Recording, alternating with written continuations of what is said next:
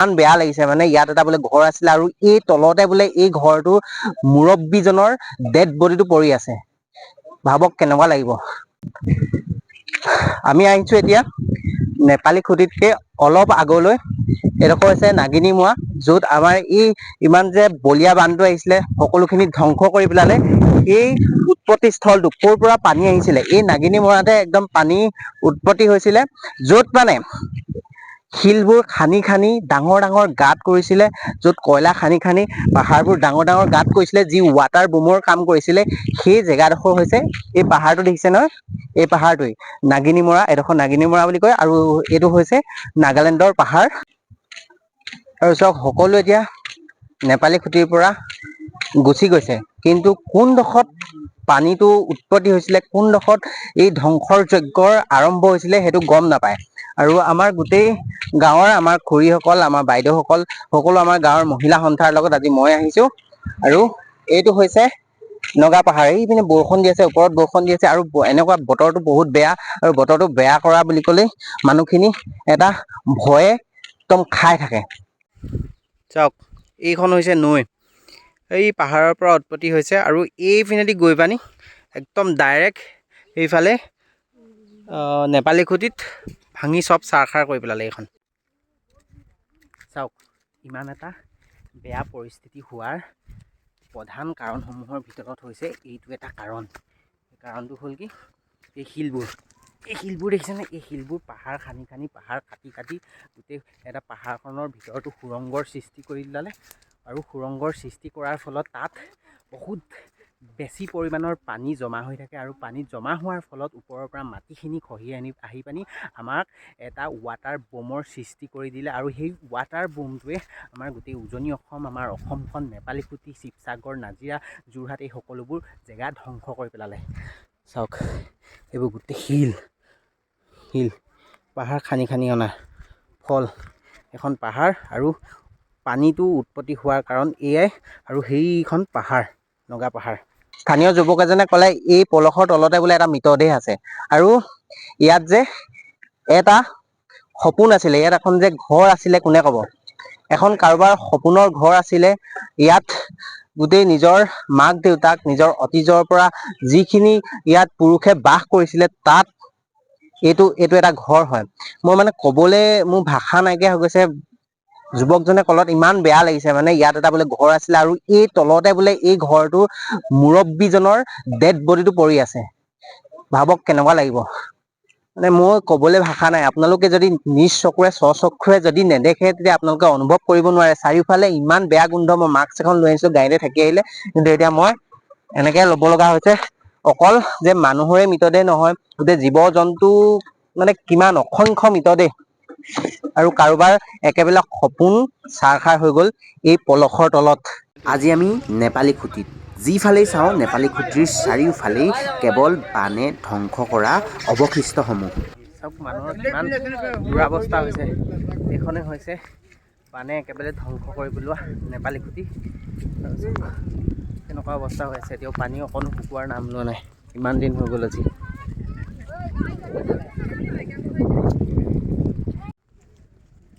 আজি আপোনালোকক মই একদম এই নেপালী খুটিৰ ফুটেজ দেখাম, য'ত আপোনালোকে দেখি আপোনালোকৰ মন অট'মেটিক একদম বেয়া হৈ আহিব।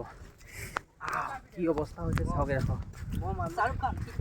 ইয়াত যে এখন গাঁও আছিল, এইবোৰ যে ইয়াত যে এটা এটা ঘৰ আছিল, সপোনৰ ঘৰ আছিল, কোনে ক'ব? গোটেই ঘৰবোৰ সম্পূৰ্ণৰূপে ধ্বংস হৈ গ'ল। এতিয়া গোটেই পানীৰ তলত আৰু গোটেই পলসৰ তলত। এইবোৰ চাওক।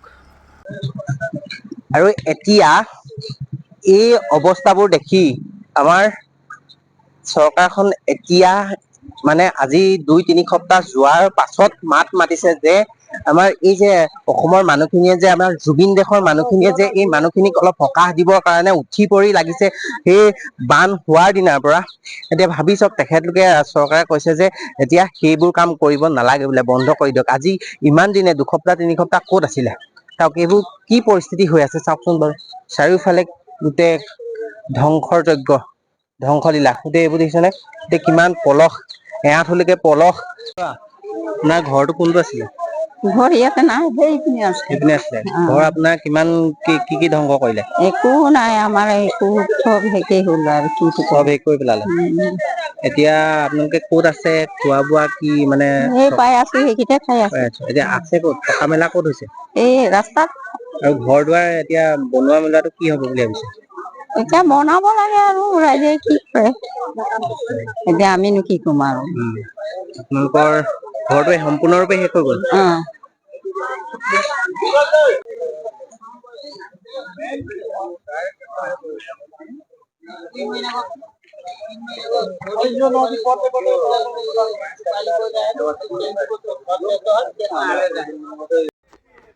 চাওকচোন ঘৰবোৰৰ অৱস্থা চাওক কেনেকুৱা হৈ আছে। ইয়াত গোটেইখন ঘৰ আছিলে, এখন গাঁও আছিলে, এখন সুন্দৰ গাঁও আছিলে, সপোনৰ গাঁও আছিলে, সপোনৰ ঘৰ আছিলে। ইয়াত যিখিনি মানুহৰ ঘৰ আছিলে, তেখেতলোকৰ ল'ৰা ছোৱালী, তেখেতলোকৰ মাক দেউতাক, ককা আইতাক সকলোৱে এই ঘৰসমূহতেই তেখেতলোকৰ নিজৰ সোণালী জীৱন বসবাস কৰিছিলে, কটাইছিলে। আৰু এতিয়া এইখিনি মানুহে কেনেকৈ তেখেতলোকৰ ঘৰবোৰ বনাব, আকৌ এই অৱস্থাটোলৈ আহিবলৈ তেখেতলোকৰ কিমান যুগ লাগিব। মানে এই গাঁওখন সম্পূৰ্ণৰূপে 100 বছৰ 200 বছৰ পিছুৱাই গ'ল, মানে ইমানেই বেয়া অৱস্থা হৈ গ'ল। চাওক চাৰিওফালে গোটেই ধ্বংস যজ্ঞ। চাওক গোটেই ঘৰবোৰ শেষ। কিমান ওপৰলৈকে দেখিছেনে, এইবোৰ গোটেই নৈখনে গোটেই বানৰ পানীত উটি অহা এইবোৰ গোটেই আৱৰ্জনা। গোটেই গাঁওখন এতিয়া আৱৰ্জনা হৈ গ'ল।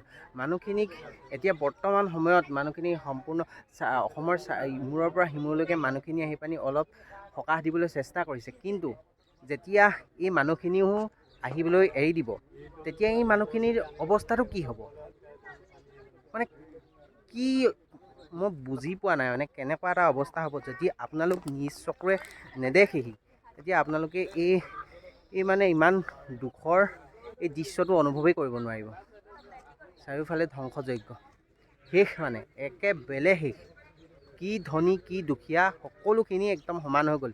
এই পানীটোৱে মানে এই বলীয়া বানটোৱে চবকে এটা কথা বুজাই গ'ল যে পৃথিৱীত ধনী দুখীয়া উচ্চ নীচ এইবোৰ কোনো মতলব নাই।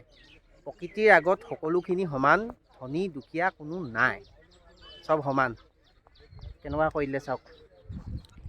ইয়াত এটা ডাঙৰ ঘৰ আছিলে বোলে, এইডোখৰত এটা ডাঙৰ ঘৰ আছিলে, সেই ডাঙৰ ঘৰটো বানপানীত উটি গ'ল, তাত কোনো চিন চাপ নাই। এতিয়া মই য'ত আছোঁ ইয়াত চাগে কাৰোবাৰ মৃতদেহ আছে, ইয়াত চাগে কাৰোবাৰ একদম মৰমৰ জীৱ জন্তুখিনিৰ মৃতদেহ আছে, ক'ব নোৱাৰি। এতিয়া অলপ আগতে মই যে আপোনাক দেখাই আহিলোঁ, সেই জেগাডোখৰতে সেই পলসত পুত গৈ আছে এটা মানুহৰ মৃতদেহ, কিন্তু উলিয়াব নোৱাৰে। কিমান ফুট তলত আছে কোনেও ক'ব নোৱাৰে। যদি আপুনি এইখন গাঁৱৰে? আপোনাৰ ঘৰটো কোনটো? এইটো ঘৰ ভাঙি দিলে। এইটো ঘৰ ঘৰ যে আছিলে কোনো চিন চাপে নাইচোন। মানুহ নাই এতিয়া ঘৰত, মানুহ নাই। আপোনালোকৰ ঘৰত এতিয়া মানুহ কোন কোন আছিলে? পাঁচজনৰ এতিয়া সকলোখিনি ইভাগে ঠিকে আছে? ঠিকে আছে। এই পানীটো যে আহিলে মানে কেনেকে আহিলে, কি হ'ল অকমান কওকচোন। চবে খতম কৰিলে, ইমান টাইম পুৰা বাঢ়িছিলে। এতিয়া পানী ইয়াত কিমান উঠিছিলে? ইয়াততো গোটেইখন চবটো ধ্বংসযজ্ঞই হৈ আছে। এইটো দাগি এই গোটেই ঘৰটো একদম ওপৰলৈকে উঠি গৈছে। আগতে এই যে জেগাডোখৰত এই নেপালী খুটিত আগতে পানী হোৱাৰ ইতিহাস আছে নে নাই?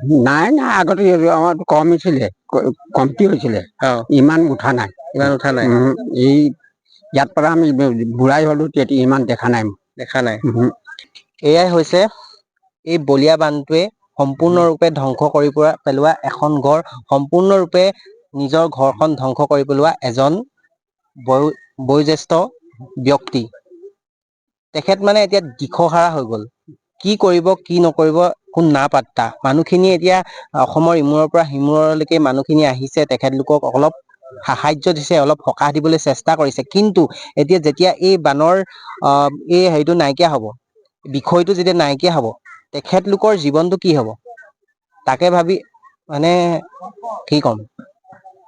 আপোনালোক যদি এই জেগাডোখৰলৈ নিজ চকুৰে যদি আহি পানি নেচাইহি, তেতিয়া চাগে ভিডিঅ'ত ইমান অনুভৱ কৰিব নোৱাৰিব। ময়ো বহুত ভিডিঅ' চাই আছিলোঁ, কিন্তু এতিয়া নিজ চকুৰে এই জেগাডোখৰলৈ আহি চাই মানে মোৰ মুখৰ পৰা ভাষা ওলোৱা নাই, মানে চব শেষ। আপোনালোকৰ ঘৰটো কোনটো? এইটো এই কুন্দা দিয়া ঘৰটো।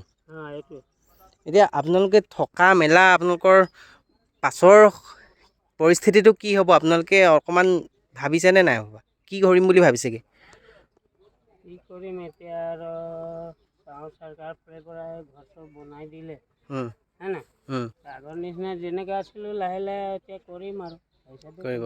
নহয়, সকলোৱে কৈছে যে সকলোৱে হেৰি আহিছে আপোনালোকক ঘৰ বনাই দিম বুলি কৈছে দেই, গতিকে আপোনালোকে তাতে সুখী নে চৰকাৰৰ পৰা সুখী? আপুনি চৰকাৰক আপুনি এই ভিডিঅ'ৰ যোগেৰে আপুনি কি অনুৰোধ কৰিব বিচাৰিব?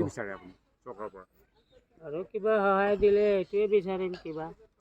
নে আপোনাৰ যে ঘৰটো এইটো ঘৰ নাছিলে জানো আপোনাৰ? এই ঘৰটো গোটেই পলসে গোটেই জাবৰ জোথৰে একদম দম কৰি থৈছে।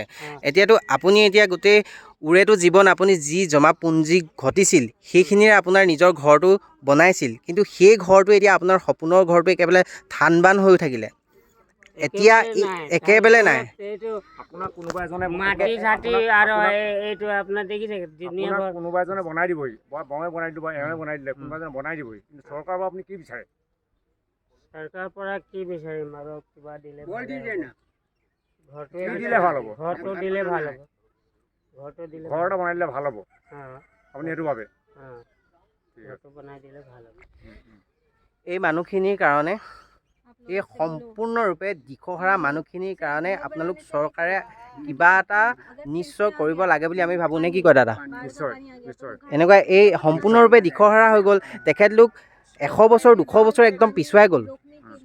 চৰকাৰ আগবাঢ়ি আহিব লাগে, আহি এইসকলক, এই আমাৰ নেপালী সুঁতিৰ আমাৰ এইসকলক সম্পূৰ্ণ সহযোগিতাৰে, আমাৰ অন্য ক'ৰবাত কি হৈছে নাজানো, কিন্তু এইসকলক আমাক সম্পূৰ্ণ স্থায়ী সংস্থাপন দি ঘৰ দুৱাৰ বনাই আমাক তেওঁলোকক সংস্থাপন দিয়াটো আমি কামনা কৰিছোঁ। এই মানুহখিনি একচুৱেলি পাব লাগে, যিটো হৈছে ইয়াৰ দুৰ্গতি। 15,000 টকাৰে এখন ঘৰ নহয়, 15,000 টকা ঘৰ বাচন বৰ্তন কিনিবলৈ নহয়। 15,000 টকা কি হয়?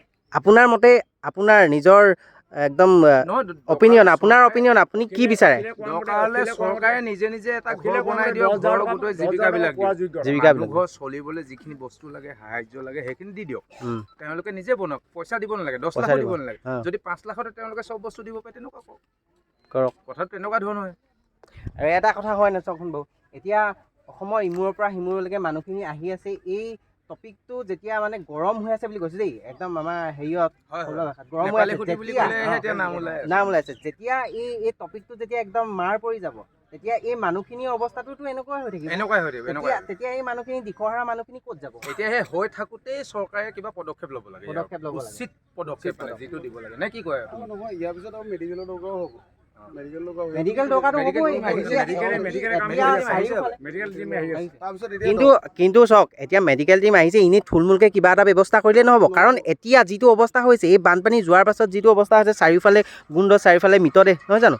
এতিয়া ডাঙৰ ডাঙৰ মহামাৰীৰ সৃষ্টি হ'ব, নহয় জানো? এতিয়া কাৰোবাৰ ঘৰ জেচিবিয়ে পলস উলিয়াবলৈ যাওঁতে ডেড বডি পাইছে, তেনেকুৱা ধৰণৰ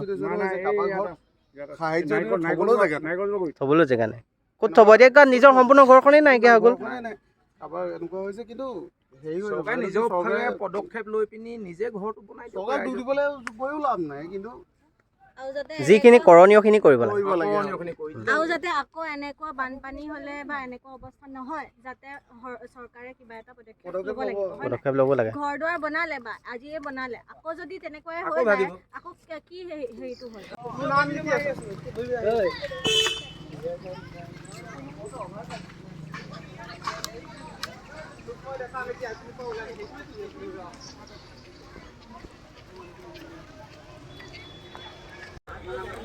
এতিয়া আমি নেপালী খুঁটিৰ পৰা ওলাই আহিলোঁ। এইডোখৰ নেপালী খুঁটিলৈ যোৱা সন্মুখডোখৰ গোটেইডোখৰ চাওক, চাৰিওফালে গাড়ী, চাৰিওফালে মানুহখিনিয়ে এই আৰ্তজনক অলপ সকাহ দিবলৈ আহিছে, চেষ্টা কৰিছে। আৰু তাত যি দেখিলোঁ, চাৰিওফালে চব ধ্বংস, চাৰিওফালে গোটেই দুৰ্গন্ধ, চাৰিওফালে গোটেই জীৱ জন্তুৰ মৃতদেহ, মানুহক কিছু ক'ৰবাত মৃতদেহ এতিয়াও পলসত পোত গৈ আছে, উলিয়াব পৰা নাই। তো মানুহখিনি বহুতখিনি মানে ঠিকনাবিহীনো হৈ আছে, এনেকুৱা হৈ আছে। আৰু যি দেখিলোঁ ল'ৰা ছোৱালীবোৰ ভৱিষ্যতটো একেবাৰে ধ্বংস হৈ গ'ল যেন মোৰ অনুভৱ হৈছে। তেওঁলোকৰ কিতাপ পত্ৰৰ পৰা আদি কৰি মানে গোটেই মনোবল এই সকলোখিনি একেবাৰে ধ্বংস হৈ গ'ল। কি ক'ম, এই মানুহখিনিক যিমান পাৰে মানে চৰকাৰে এই মানুহখিনিক সকাহ দিবলৈ চেষ্টা কৰক, এই মানুহখিনিৰ এই দুখসমূহ নাইকিয়া কৰিবলৈ চেষ্টা কৰক, নহ'লে এই মানুহখিনি একদম নিগমে মৰিব। এইখিনিতে ইম্পৰ্টেণ্ট এটা কথা, শিৱাগিৰি আপোনালোকে শুনি আছে, ভিডিঅ'ত দেখি আছে, শিৱাগিৰি ঘৰ ইয়াতে ন এইডোখৰতে শিৱাজীৰ ঘৰ। তেখেতে 16জন মানুহ বচাই লাষ্টত নিজে ভাগৰুৱা হৈ পানি প্ৰাণ ত্যাগ কৰিছে। কেনেকুৱা এটা মহানুভাৱতা, তেখেতৰ মহানুভাৱতাটো ভাবি চাওক। নিজৰ জীৱন ত্যাগ কৰি দিলে আনক বচাবৰ কাৰণে। আৰু সেই তেখেতৰ ঘৰ এই নেপালী বস্তিতে হয়, নেপালী খুটি ন, নেপালী খুটি ভাবি চাওক। এইডোখৰলৈ আপোনালোক কেনেবাকৈ হ'লেও আহক, আপোনালোকৰ নিজৰ কিবা এটা যিখিনি আপোনালোকৰ উপাৰ্জন তাৰ এটা অংশ মানুহ ইয়াত দিবলৈ চেষ্টা কৰক, যাতে এই মানুহখিনি অকণমান সকাহ পায়, এই মানুহখিনিয়ে যাতে জীৱনটো জীয়াবৰ কাৰণে অলপ সকাহ পায়। এইখিনিতে এটা কথা আপোনালোকক কৈ দিওঁ, আমি আজি আহিছোঁ এই নেপালী খুটিলৈ অলপ কিবা কিবি আমি এই মানুহখিনিক অলপ সকাহ দিবৰ কাৰণে, বান সাহাৰ্য দিবৰ কাৰণে বান সাহাৰ্য আমি আনিছোঁ। এতিয়া বৰ্তমান লাগতিয়াল কিছুমান বস্তু, যিখিনি হৈছে কাঁহী বাতি, আকৌ আপোনাৰ ধৰি লওক বাল্টিং, তাৰপিছত চাৰ্ফ চাবোন, এনেকুৱাখিনি আনিছোঁ। আমি খোৱা বস্তু অনা নাই। খোৱা বস্তু তেখেতলোকে কৈছে খোৱা বস্তু আমাৰ বহুত হৈ গ'ল, এতিয়া লাগে আমাৰ এখন ঘৰত যিখিনি বস্তু প্ৰয়োজন, এখন ঘৰ হ'বৰ কাৰণে যিখিনি বস্তু প্ৰয়োজন, সেইখিনি বস্তু এতিয়া আমি আনিবলৈ চেষ্টা কৰিছোঁ। এই পথাৰখন চাওক, এই পথাৰখনত কিছুদিন আগতে একদম আগলৈকে একদম কঠীয়া সুন্দৰ হৈ আছিলে ন, একদম ধুনীয়াকৈ লহপহকৈ কঠীয়া বাঢ়ি আহিছিলে, ৰোৱাখিনি বাঢ়ি আহিছিলে। এতিয়া 5-6 ফুটৰ ওপৰলৈকে গোটেই পলসেই পলস। এয়া মানুহৰ বিলৈ, মানুহৰ জীৱন দেখিছে এইখন কি অৱস্থা হৈ আছে।